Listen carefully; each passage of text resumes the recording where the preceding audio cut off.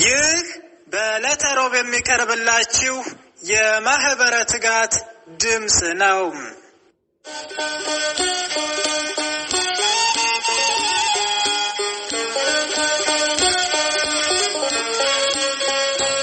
በስመ አብ ወወልድ ወመንፈስ ቅዱስ አሐዱ አምላክ አሜን። ታኅሳስ 22 ቀን የከበረ መልአክ የመላእክት አለቃ የቅዱስ ገብርኤል የበዓሉ መታሰቢያ ዳና በሚባል ሀገርም ቤተክርስቲያኑ የተሰራችበት ተአምራትም ያሳየበትና በዚህች ቀን ቤተክርስቲያኑ የከበረችበት ቀን ነው። የዚህ ሀገር ኤጲስቆጶስ አርኬላዎስም ምስክር የሆነበት ነው። ሰላም ጤና ይስጥልን ውድ አድማጮቻችን፣ ትጋት የአባ ዮሐንስ የመንፈስ ቅዱስ ፍሬዎች የተዋሕዶ ልጆች ወይም እንደምን ሰነበታችሁ? የእግዚአብሔር ሰላም በያለንበት ከሁላችንም ጋር ይሁን አሜን። እንኳንም ለታኅሳስ 22 ለብስራተ ቅዱስ ገብርኤል ዓመት በዓል በሰላም በጤና አደረሳችሁ አደረሰን። ይህ የዕለቱ መንፈሳዊ የዜና መርሃ ግብራችን ነው። እነሆ በዛሬው ዜና ሀተታ ታኅሳስ 22 ቅዱስ ገብርኤል ለምን ይከበራል በሚል ሀተታ ይዘንላችሁ ቀርበናል። ከዜናው ጋር አብሬያችሁ ቆይታ የማደርገው እኔ ወንድማችሁ ገብረ መድኅን ነኝ። እስከ መርሃ ግብሩ ፍጻሜ አብራችሁ እንድትቆዩ ጋበዝኩ። ወደ ዝርዝር ዜናው አልፋለሁ። ከላይ በመግቢያ እንደጠቀስኩት ታኅሳስ 22 ቀን ብስራተ ገብርኤል በቤተ ክርስቲያን አስተምህሮ ብስራተ ገብርኤል ይባላል። ይህም ቅዱስ ገብርኤል ለእመቤታችን ለቅድስት ድንግል ማርያም ጌታን መድኃኒታችን ኢየሱስ ክርስቶስን እንደምትወልድ ብስራቱን የነገረበት ቀን ነው። እንዴት? ብስራቱንማ የነገራት መጋቢት 29 ቀን ነው ካሉ ትክክል ነው። ብስራቱን የነገራት መጋቢት 29 ቀን ነው። በዕለተ እሑድ ከቀኑ 3 ሰዓት ላይ ነው።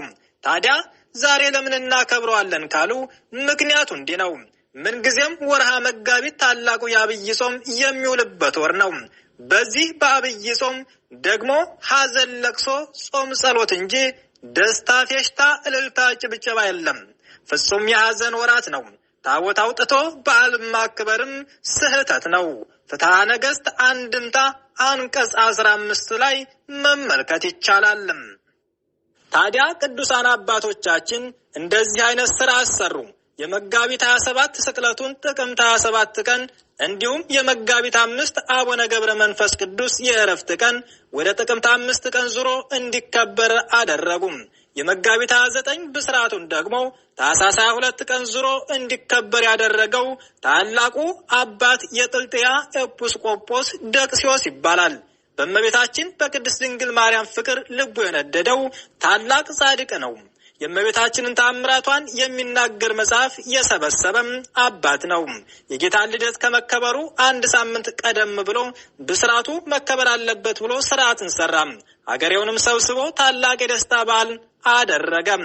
እመቤታችን ቅድስት ድንግል ማርያምም ተገለጸችለት። ወዳጄ ደቅስዮስ ባንተ ደስ አለኝ፣ እንዳከበርከኝ እኔም አከብርሃለሁ አለችው። እሷም ሰማያዊ ልብስና ሰማያዊ ወንበር ሰጠችው። ይችን ልብስ ከአንተ ሌላ ማንም አይልበሳት፣ ይችንም ወንበር ከአንተ ሌላ ማንም አይቀመጥባትም አለችው። ይህን ነገሬን የሚተላለፍ ቢኖር እኔ እበቀለዋለሁ አለችው። ይህንንም ተናግራ ከእርሱ ተሰወረችም። ከዚህ በኋላ የዚህ ታላቅ አባት ዕረፍቱ ዛሬ ታኅሳስ 22 በዛሬዋ ቀን ነው። ከእርሱ በኋላ ሌላ ኤጲስቆጶስ ተሾመም። ልብሱን እለብሳለሁ በወንበሩም እቀመጣለሁ አለም። ተው ይቅርብህ፣ እመቤታችን እንዲህ ብላ ተናግራለች ይሉታል። እርሱም ሰው እኔም ሰው፣ እርሱም ኤጲስቆጶስ እኔም ኤጲስቆጶስ ብሎ በትዕቢት ልብሱን ለበሰው፣ በወንበሩም ተቀመጠ። ክፉኛ አወዳደቅም ወደቀም ሞተም። ይህንን ያዩ ከእመቤታችን ከቅድስት ድንግል ማርያም ተአምር የተነሳ አደነቁም፣ እጅግም ፈሯት አከበሯትም ይላል በተአምረ ማርያም። ምስጉን እግዚአብሔርንም አመሰገኑት።